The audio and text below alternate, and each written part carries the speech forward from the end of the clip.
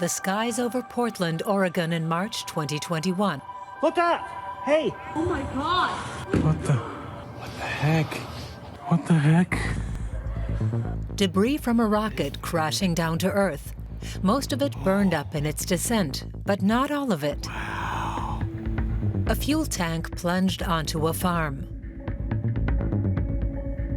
The people up here in orbit face the danger of space debris every single day. We seal all the doors to the space station, then we cross our fingers and hope for the best. If space is cluttered up with junk, it could destroy the satellites we rely on every day. Suddenly, space will be out of bounds. That's fact, not fiction. And if that happens, there won't be much left of our business model or our company. Is satellite trash something we should all be worried about?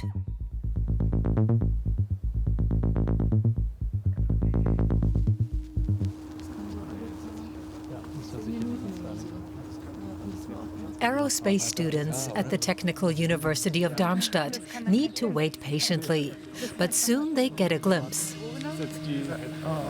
There's something there. Look, everyone. Shortly after sunset is the best time to see satellites. They're still lit up by the sun while it's already dark down on Earth. We need to keep our eyes peeled. Now's the best time. It's moving north. There's another. Two. Many satellites are visible today. And Holger Krag from the European Space Agency, or ESA, can even identify which one is which. That could have been a Starlink satellite. Starlink promises to provide high-speed internet from space. The satellites belong to Elon Musk's aerospace empire. Soon after launching, they're bunched close together. Then ESA gets a lot of calls. If you don't know what it is, you really do wonder. I get that. The images recorded by astronomers are also increasingly crisscrossed by satellites. Starlink alone plans to launch 30,000 satellites. Other companies are also planning similar mega constellations. We can see 6,000 stars with the naked eye. It could be that one day we can see more moving satellites than stars. Our skies will be full of motion rather than stillness. That's a radical change. A new era has begun, the industrialization of space. And that generates all kinds of waste. At the ESA Satellite Control Center, Holger Krag can monitor what will crash down to Earth in the coming weeks, like rocket boosters or the debris from satellites, some of which have been in orbit for decades. And not everything burns up when it re-enters the Earth's atmosphere. We tend to use titanium stainless steel, in fuel tanks especially, because they need to withstand immense pressure, or in engine nozzles, which must withstand heat. Because these materials are very heat resistant, it's a problem on re-entry. Some 30,000 tons of space debris have re-entered the Earth's atmosphere in the last 60 years. No one has ever been struck and died. A lot ends up falling into the ocean. The probability that you or I will be hit by one of these objects during our lifetime is smaller than the odds of being struck by lightning twice. And yet you just can't dismiss it. There are such people. I've heard of a person who's been struck by lightning 6 times. So you can look at probabilities either way. However, it's clear that debris poses the biggest danger in space, and that danger grows with every additional satellite. The busier it gets in space, the more likely accidents are to happen. Debris from satellites result in new collisions, sparking a chain reaction, with consequences for us back on Earth. Take, for example, the European navigation system Galileo. It uses 24 satellites. To be able to pinpoint your location, a sat-nav needs to have contact with several of them. If one satellite fails, others take over. But if several are knocked out, things get less precise. As space fills up with debris, we're at risk of losing the tech we now rely on. If you look at your smartphone, 40% of the apps on it have something to do with services provided from space, including navigation systems, weather forecasts, phone calls, and in the end, we'll perhaps even have internet from space. All of that is at risk if we do not sufficiently protect our infrastructure in space. About 2/3 of space debris circles around the Earth in low orbit, including tens of thousands of big objects and millions of smaller pieces. And it's at this same altitude that's easier and cheaper for companies to reach. Should be good. It's well aligned. Walter Ballheimer and his colleague Michael Tolstoy are about to send a new satellite into orbit. They belong to the first generation of space entrepreneurs. The sector calls itself New Space. The satellites Ballheimer manufactures at German Orbital Systems are called CubeSats because of their shape. They're small and inexpensive to produce. They use the same microchips and aerials as automakers. These days, even a medium-sized business can afford to have its own nano-satellites in orbit to test technology or to transfer data. Space is a bit like the Wild West in the way it's being handled. There are no laws. Whoever comes first stakes a claim, plants a flag, and that's it. Of course, it can't carry on like that. The cheapest way of launching a satellite is in what is called a satellite separation system, like the one being developed by Michael Tolstoy. The CubeSats can be stacked up like tiny freight containers. All they need now is a lift, given that the cost of a rocket can quickly soar to 60 million euros.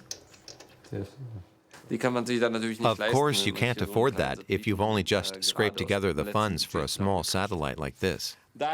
That's why it's good that the main satellite on here, that can be a telecommunications satellite or something big like Earth observation, has in effect already paid for the rocket. The nanosatellites essentially hitch a ride into space. A few months later, Walter Ballheimer is on his way to the United States. He's going to deliver a number of small satellites for launch into space. He and his colleagues filmed themselves. Ballheimer has followed in the footsteps of his father, who helped build the Soyuz spacecraft in Russia. Back then, space agencies dominated the scene. Nowadays, one company in particular is setting the pace: SpaceX. Crenshaw Boulevard, then turn right onto Rocket Road. With SpaceX, multi-billionaire Elon Musk has built a business out of space missions. Among his customers are NASA and ESA. SpaceX even takes their astronauts into space these days. I couldn't film inside the building. Of course, everything is top secret and off limits. And I think that the Americans might be less amused, or at least as equally unamused as the Russians, if you don't stick to the rules. SpaceX is trying to make space travel more affordable. Cutting down on waste is part of that. Ballheimer and his colleagues stop by Cape Canaveral to check out a technological innovation from SpaceX. The booster takes the rocket on the first 100 kilometers of its journey. In the past, it would have been consigned to the trash heap after. But now, after about 8 minutes... There it is. Oh, yeah. Whoa! The booster lands back on Earth. Stage 1, London leg deployed. SpaceX had to invest a lot of money to achieve that, and some established aerospace companies doubt whether that investment will ever really pay off. They don't believe that in reusability, recovery of boosters, but you can see it works. Yeah, it works. And as the Russians also said, like when SpaceX said we will recover the booster, we just will build cheaper rockets. But as space slowly fills up with debris, everyone will be affected. Back in Berlin, There's no international law for disposing of satellites, just an agreement that they will be brought back down to Earth no more than 25 years after ceasing operation. But fewer than half actually return using their remaining fuel. That requires a cooperative satellite, a satellite that still responds to my commands, that still works. That makes it difficult for companies, the operators, to say, okay, even though it still functions, I'm going to get rid of it now. In most cases, the satellite is no longer responding. It isn't possible to communicate with it, or it's just tumbling around somewhere out of control. Then the only way to get rid of it is to wait until it burns up in the atmosphere. And that takes time. Which is why here on the coast of the Netherlands, scientists are studying how to deorbit out-of-service satellites faster. This is where ESA's Technology Center is located. Here, researchers simulate space on Earth. They replicate the conditions in orbit, extreme radiation, and wildly fluctuating temperatures. Engineer Daniel Stelzel works at HPS, a Munich-based company. He's here to make the most of ESA's testing facilities.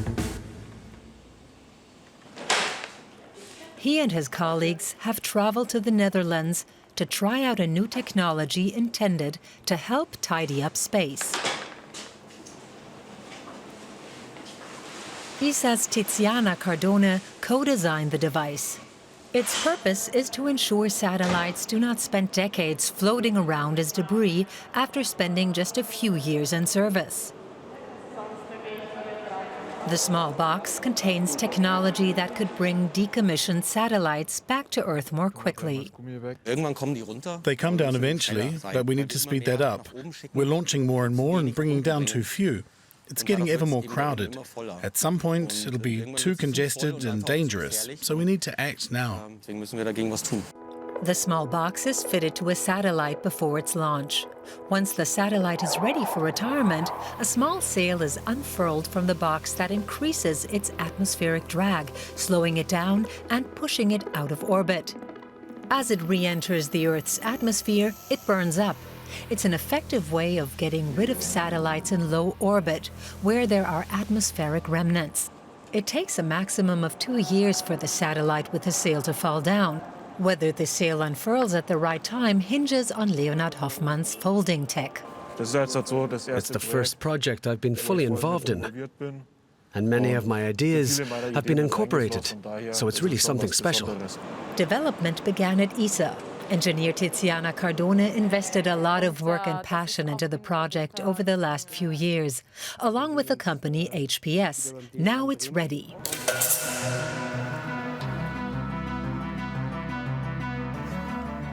The sail can rest on board the satellite for years in space, and then unfurl on command. This system seems to work very well. But it would, of course, be a dream come true for me if everyone could see that. And for everyone to see it, it must be launched into space. Today's the big day.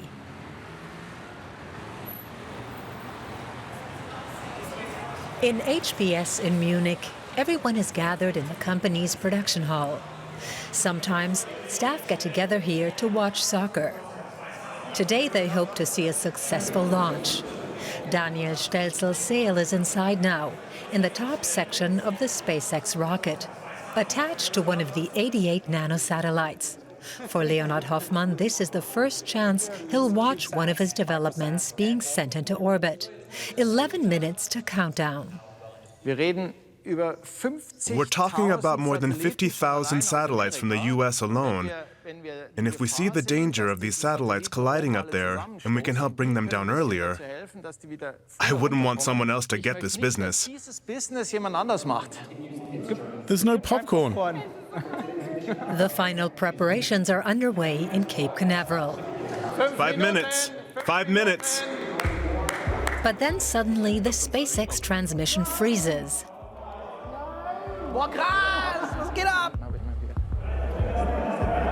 Mine's working. 30 seconds to go. We're just about 20 seconds away from liftoff. Jetzt 10, 9. Hold. Ah, no. And we did hear the call to hold. They stopped at 11 seconds from liftoff, and now we have to wait 15 minutes. Ja, da waren wir oben.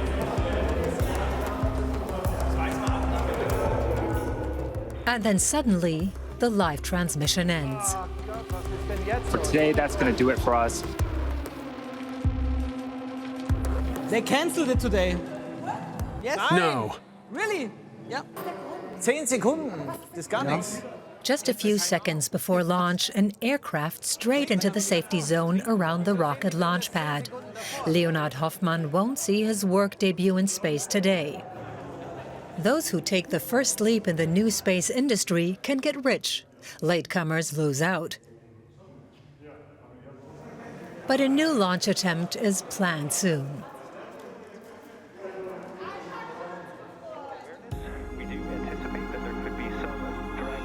What does it mean for the future of the aerospace sector if we can't get a handle on the problem of space debris? German astronaut Matthias Maurer has experienced the very real danger of space junk since November 2021.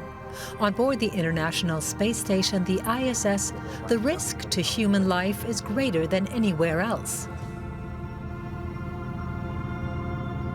Next up is European Space Agency astronaut Matthias Maurer.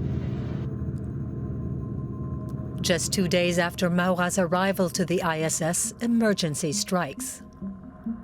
15 minutes to the next debris field pass. SpaceX on console to have a conversation on dragging to ground about support actions if we do have a hit. And Endurance Houston, yes. The space debris hurtling towards the ISS was created by the Russian military after it destroyed one of its own satellites in a test. We spoke exclusively with Matthias Maurer about how the astronauts respond in such cases. I go into the capsule with my crew. We seal all the doors in the space station, and then we cross our fingers and hope for the best. And if a piece of debris were to hit the space station, then we would still be able to fly away safely and land on Earth. In this instance, the astronauts were able to leave the capsule after a while. But the trash remained too. A compact cloud of junk turned into a ring of debris. Because the gravitational pull is still strong so close to the Earth, the trash will probably gradually burn up in the atmosphere over the next 2 years. But between now and then, it could cross the space station's path several times. Even tiny fragments of debris are very dangerous in space because they collide at 40,000 kilometers per hour. The ISS is protected with multi-layer shields. A high-speed camera shows what happens when it takes a hit. The object is first broken up into smaller pieces by the external shield. Then the internal shield catches what's left. A robotic arm found evidence of thousands of such collisions on the outer hull of the ISS.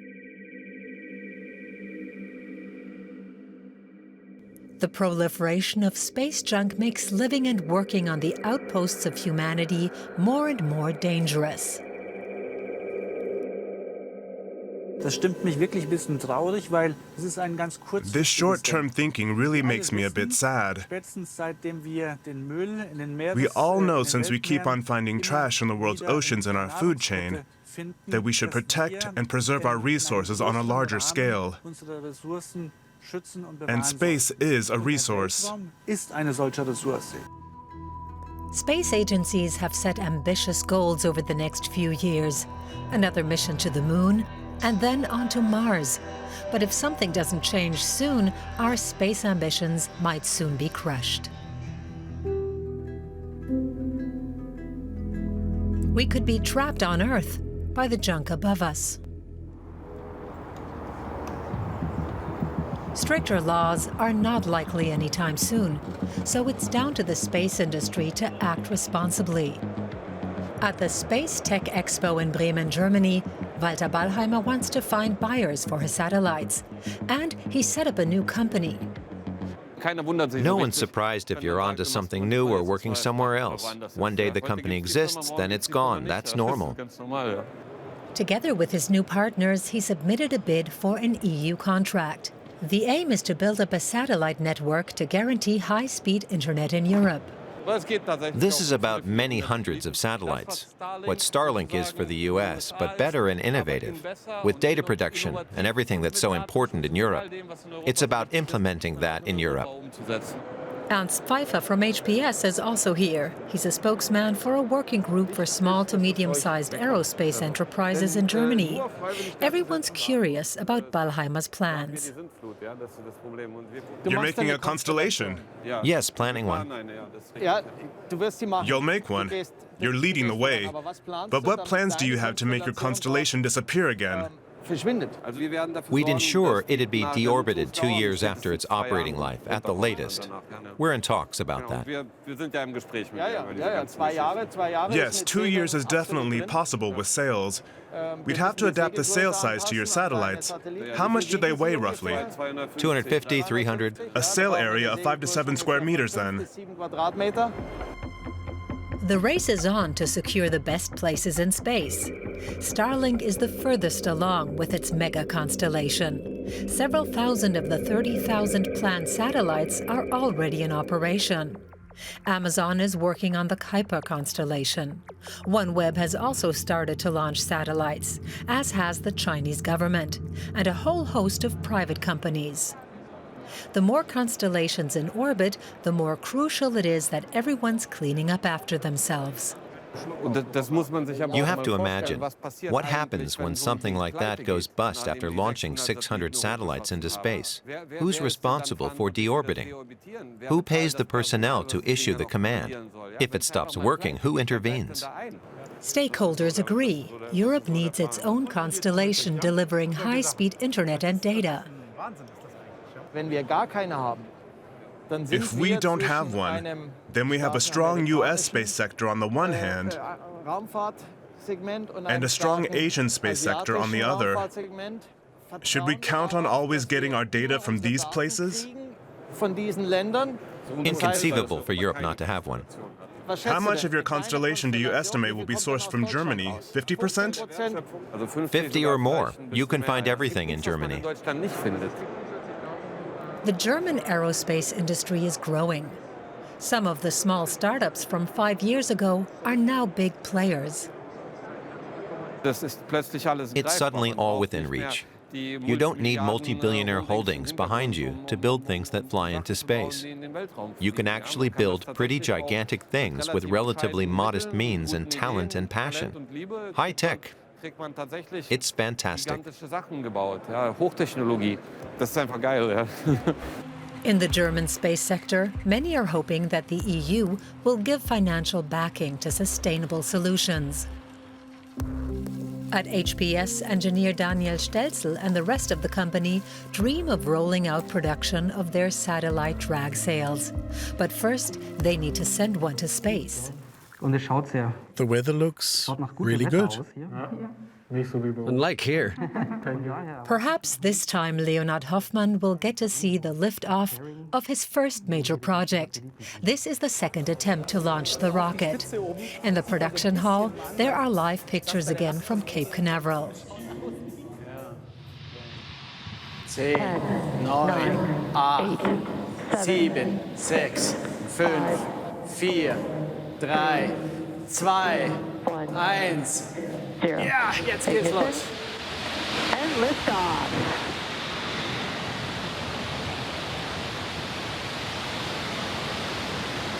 Vehicles pitching downrange. Yes. It takes about an hour before the rocket reaches its intended orbit. The MVAC engine on the second stage will form second engine start 1 and ignite that MVAC engine. Through the live feed, everyone can closely follow how the 88 satellites are released one after the other. Second ISI satellite, separation confirmed. It's exciting. Unbelievable. That's us on the bottom right. Ion satellite carrier, separation confirmed. Ion 3, that was us. We're out there. This was iron, this was iron. Satellogic's new satellite team, the first ICE-I satellite from the Axel port, Flying! Pathfinder, Planet IQ's Gnomes 2, the second ICE-I satellite. And you're part of this. Tieback 0211. In 1 year's time, the drag sail should start pulling the satellite out of its orbit. And the orbit's ion satellite carrier. We were expecting One last look as their product heads off into space. If all goes to plan, the people here hope it will result in major investment in their drag sails. In Berlin, Walter Ballheimer is also marking a special occasion. The EU has awarded the contract to him and his partners. As part of a study, they're now developing an independent European satellite network, initially as a computer simulation. But Ballheimer is convinced that he will be sending the first satellites into space in 2023. European industry is also calling for its own constellation to guarantee internet on Earth for self-driving vehicles, for example. Automakers are one of the biggest employers in the EU, not just in Germany, but in France and other countries. It's hard to imagine that without satellite connectivity, they'd be able to compete with Tesla, which will obviously be connected to Starlink. After all, both companies are part of Elon Musk's empire. Ballheimer and his team not only want to get into orbit as quickly as possible, they want to dispose of space clutter fast. Otherwise, there will be no future for new space. This industry, yes, it's new. It's very promising. It could be a driver of economic growth. It could also generate wealth, in Germany too. We're still up at the forefront, but if we clutter up space, nobody will benefit. ESA's Satellite Control Center in Darmstadt, Germany. Hundreds of collision warnings a day are now the norm for Holger Krag and his team. They know it can't go on like this. So this is Sentinel 2A, so this is coming close as well. So when is it? Also on 3 days from now. The Earth observation satellite Sentinel-1 could collide with a rocket booster if it remains on its current path. And debris from a Chinese satellite threatens to wipe out Sentinel-3. If things go on like this, the team will end up doing nothing but planning avoidance maneuvers. High time for something to be done. There will always be nations that won't participate. But if the most important space nations, which generate the most traffic, come together, then that's half the battle. In the end, the same principle applies to space as to protecting the climate. If individual nations don't play their part, everyone will face the consequences.